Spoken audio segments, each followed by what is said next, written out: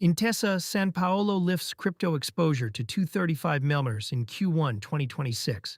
Italy's biggest bank by assets, Intesa Sanpaolo, increased its crypto exposure to roughly 235 million in the first quarter of 2026, according to a report from Wu Blockchain, citing CoinDesk on the lender's quarterly numbers.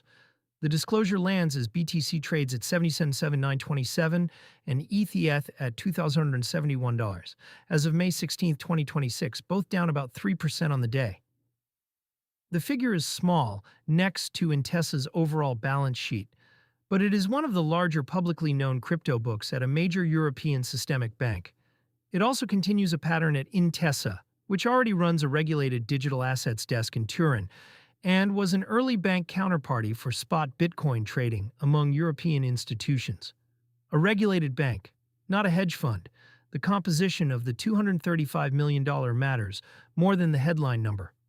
Intesa's exposure mixes proprietary spot positions taken for trading, inventory held to facilitate institutional client orders, and balances tied to its stablecoin and tokenization work with EU partners.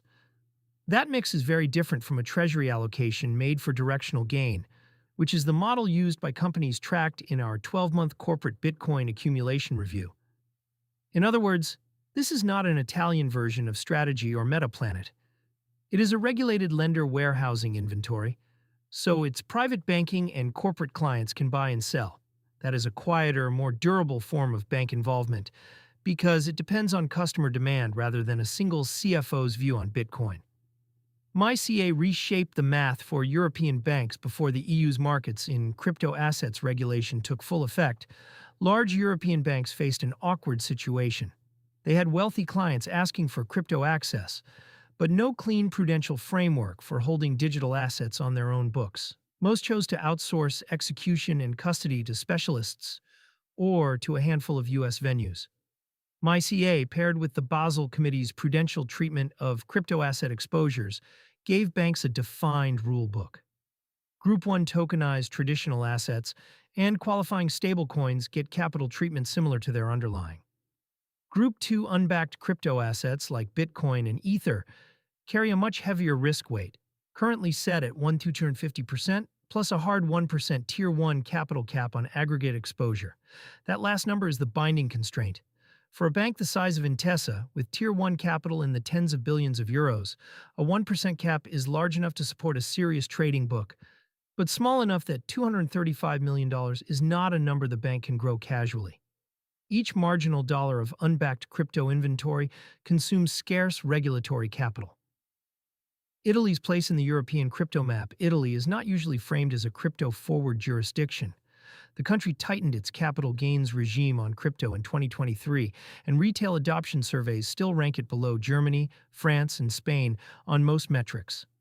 Many local buyers route through pan-European platforms, the same way users in Italy compare crypto card options against the wider EU set. What Italy does have is a small group of large banks with strong wealth management franchises. Intesa, UniCredit, and Banca Generali all serve private clients, who increasingly want to allocate to digital assets through their existing relationships, not through a separate exchange account. Intesa is the furthest along in serving that demand on its own infrastructure, which is one reason its disclosed book is the largest of the three. The $235 million figure also follows a broader pattern in EU banking. Deutsche Bank has expanded its digital asset custody work. BBVA Switzerland has offered crypto services to private clients for years, and Societe Generale's Forge unit has issued multiple on-chain bonds. Intesa is choosing the trading and inventory route, while others lean into custody or issuance. Useful signals for crypto users. For users, the practical takeaway is narrow but real. When a regulated bank of Intesa's size carries this much spot inventory, it tightens spreads for the institutional clients it serves and gives compliance teams at smaller European firms a regulated counterparty inside the EU. That eventually shows up in better execution for fintechs, asset managers, and card issuers building EU-licensed crypto products, including some of the issuers that power cards we cover in the crypto card directory. It does not, on its own, change anything about retail access. Intesa is not launching a consumer wallet, and the $235 million book is a bank balance sheet item, not a customer product.